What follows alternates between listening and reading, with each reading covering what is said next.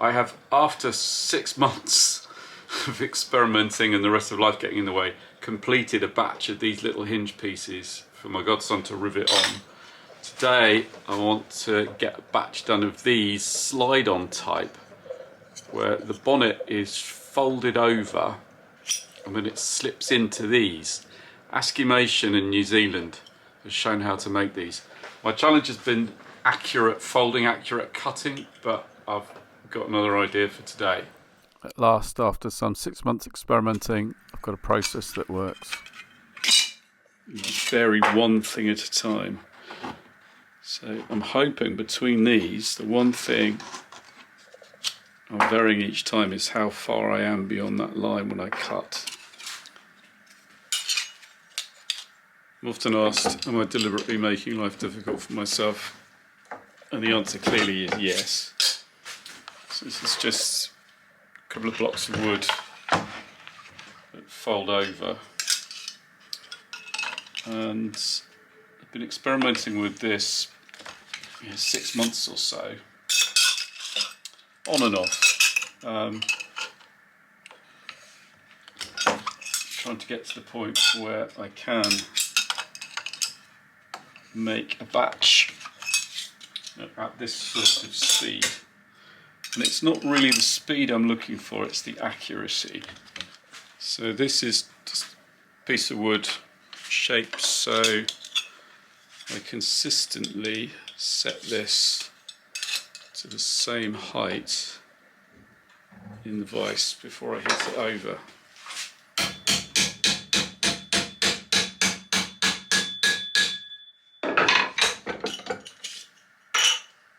I could be doing this with a proper folding machine, but the truth is I just enjoy doing this technique really. So this block of wood, I've got the 30mm fold one side, the 20 the other, and this is the moment of truth. I put that in, yank it over,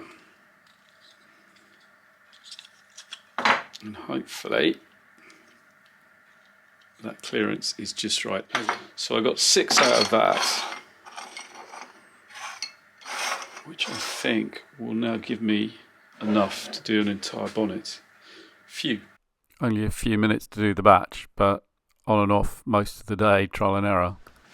So one thing, I cut myself 2 strips. One thing to show is just how much waste a nibbler produces, which is why I really like this design of nibbler table. Could have a vacuum hose underneath. And the other thing I've learned is to peel the paper off early, because it's really fiddly peeling it off individual little strips once they've been cut. And I don't mind it getting scratched up. Welcome back to obsessive hinge piece making. I thought I dialed it in and have a tool that defines the length, but the tolerances are so tight. That one was alright, these came out a bit tight. And it comes down to being careful exactly where you cut versus that line as to whether every time there's a change of tool or technique, it's back to starting with one too long, finding out how long it is, and then trial, error, trying to get it so it's not too tight, not too loose, just right. So it had been quite a long time that day getting down to this length, plus minus a tiny bit, as to whether it's going to fit or not. So this is a thing with consistency. You need to do a whole load at the same time when you can remember exactly how to do it. Maybe I've got this dialed in now. So I've got my block of wood that defines the length. However, it is slightly too short. So I need to know the exact amount extra from trial and error to cut longer than that. And I'm 1, 2, 3, 4, 5, 6. You get 7 out of this strip that I cut.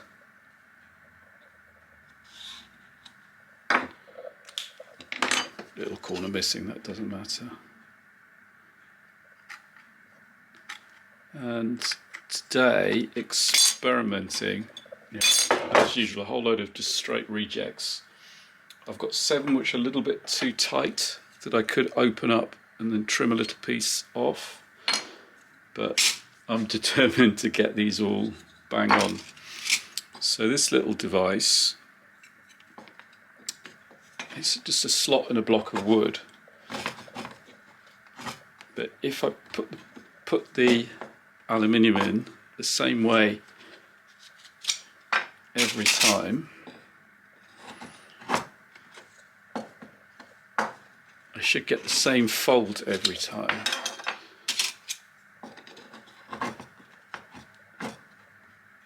And as a thing with science experiments, all else being equal, you just vary one thing at a time. So I'm hoping between these, the one thing I'm varying each time is how far I am beyond that line when I cut.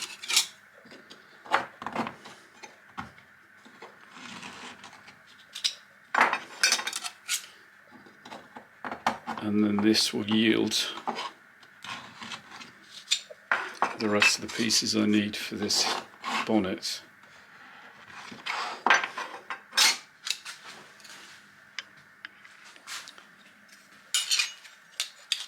I'm often asked, am I deliberately making life difficult for myself? And the answer clearly is yes. So, I could buy a bonnet hinge, little piano hinge. For my godson, I made a simpler version of this, which just have P sections which rivet into the bonnet. But what's nice about these is they slide onto the bonnet. And there's a tiny little bit of extra weight. A little extra piece of aluminium in the bonnet, little extra piece of aluminium in these hinge pieces. However, you save the weight of the rivets. And also, the hinge is made out of lightweight aluminium, which is a lovely thing.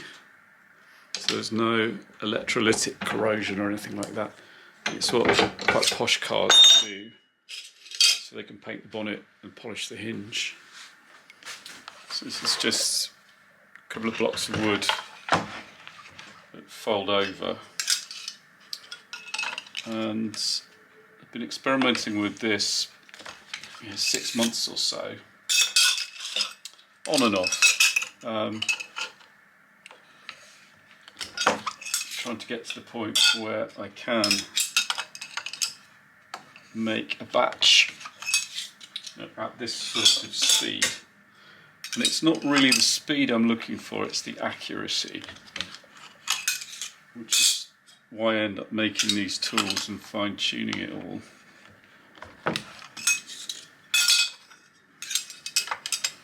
Although it is tempting to fill a shoebox with these.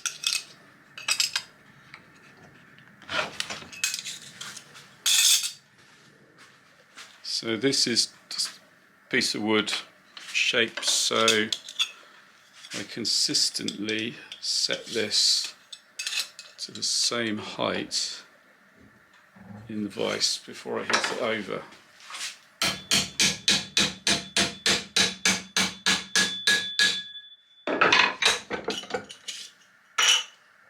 I could be doing this with a proper folding machine, but the truth is I just enjoy doing this technique really. End up with hammer marks, but I don't mind that either.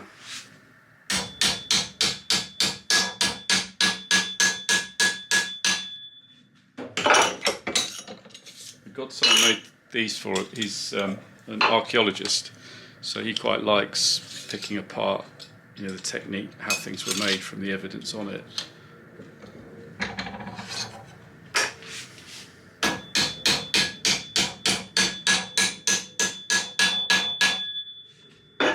Same with car restoration really.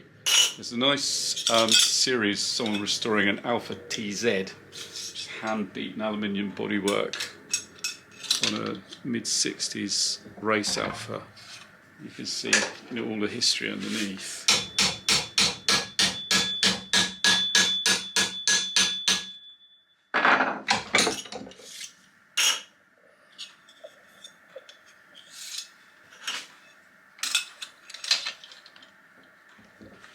And this is at the point where you end up with one that you could just rivet to a bonnet, so cut that to whatever length, punch some holes, drill some holes.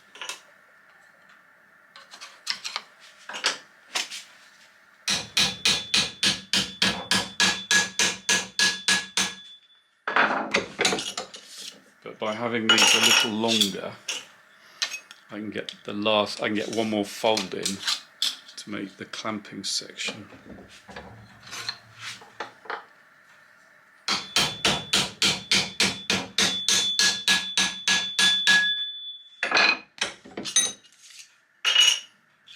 Last one of these 7.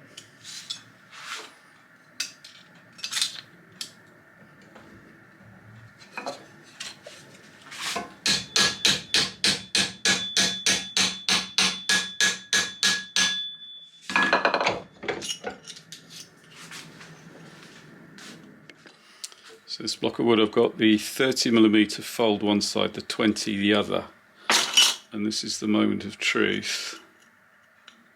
I'll put that in, yank it over, and hopefully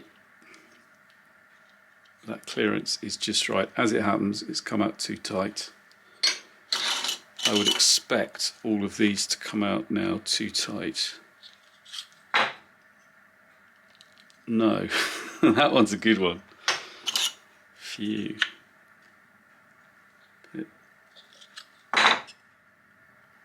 And that's a good one. Phew. Ooh. So I don't know what went wrong with that other one.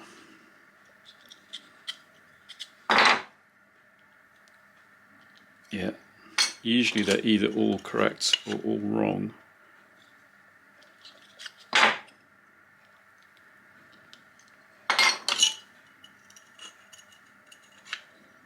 The other problem with doing a lot at once is if you've got arthritic thumbs, this starts to hurt.